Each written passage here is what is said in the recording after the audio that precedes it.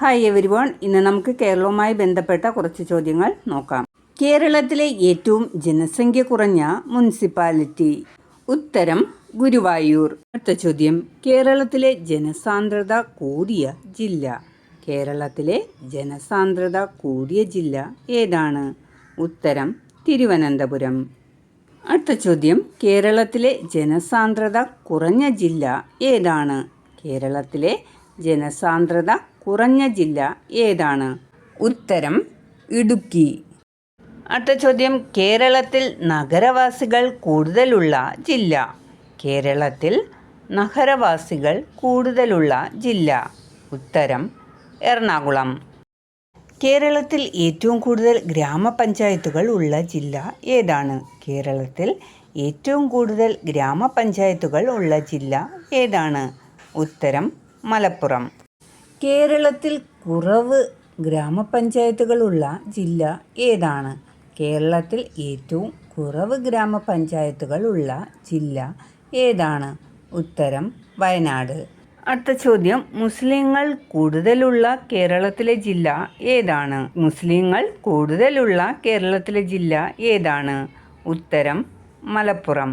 അടുത്ത ചോദ്യം, ഹിന്ദുക്കൾ കൂടുതലുള്ള കേരളത്തിലെ ജില്ല ഏതാണ്? ഹിന്ദുക്കൾ കൂടുതലുള്ള കേരളത്തിലെ ജില്ല ഏതാണ്? ഉത്തരം തിരുവനന്തപുരം. അടുത്ത ചോദ്യം, ക്രിസ്ത്യാനികൾ കൂടുതലുള്ള കേരളത്തിലെ ജില്ല ഏതാണ്? ക്രിസ്ത്യാനികൾ കൂടുതലുള്ള കേരളത്തിലെ ജില്ല ഏതാണ്? ഉത്തരം എറണാകുളം. അടുത്ത ചോദ്യം, കൂടുതൽ ബ്ലോക്ക് പഞ്ചായത്തുകളുള്ള കേരളത്തിലെ ജില്ല ഏതാണ്? കൂടുതൽ ബ്ലോക്ക് പഞ്ചായത്തുകളുള്ള കേരളത്തിലെ ജില്ല ഏതാണ്? ഉത്തരം തൃശ്ശൂർ. അടുത്ത ചോദ്യം, കേരളത്തിലെ വിസ്തീർണം കൂടിയ ഗ്രാമപഞ്ചായത്ത് ഏതാണ്? കേരളത്തിലെ വിസ്തീർണം കൂടിയ ഗ്രാമപഞ്ചായത്ത് ഏതാണ്? ഉത്തരം കുമളി, ഇടുക്കി ജില്ലയിൽ. അടുത്ത ചോദ്യം, വിസ്തീർണം കുറഞ്ഞ കേരളത്തിലെ ഗ്രാമപഞ്ചായത്ത് ഏതാണ്? വിസ്തീർണം കുറഞ്ഞ കേരളത്തിലെ ഗ്രാമപഞ്ചായത്ത് ഏതാണ്?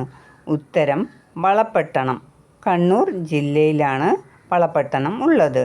അടുത്ത ചോദ്യം നോക്കൂ, സാക്ഷരതയിൽ ഒന്നാം സ്ഥാനത്തുള്ള സംസ്ഥാനം ഏതാണ്? ഉത്തരം കേരളം. സാക്ഷരതയിൽ ഒന്നാം സ്ഥാനത്തുള്ള സംസ്ഥാനം കേരളം. സാക്ഷരതാ നിരക്ക് കൂടുതലുള്ള കേരളത്തിലെ ജില്ല? ഉത്തരം കോട്ടയം. സാക്ഷരതാ നിരക്ക് കേരളത്തിൽ കുറഞ്ഞ ജില്ല ഏതാണ്? സാക്ഷരതാ നിരക്ക് കേരളത്തിൽ കുറഞ്ഞ ജില്ല ഏതാണ്? ഉത്തരം വയനാട്. ഇന്ത്യയിൽ സമ്പൂർണ്ണ സാക്ഷരത നേടിയ ആദ്യ പട്ടണം? ഇന്ത്യയിൽ സമ്പൂർണ്ണ സാക്ഷരത നേടിയ ആദ്യ പട്ടണം ഏതാണ്? ഉത്തരം കോട്ടയം.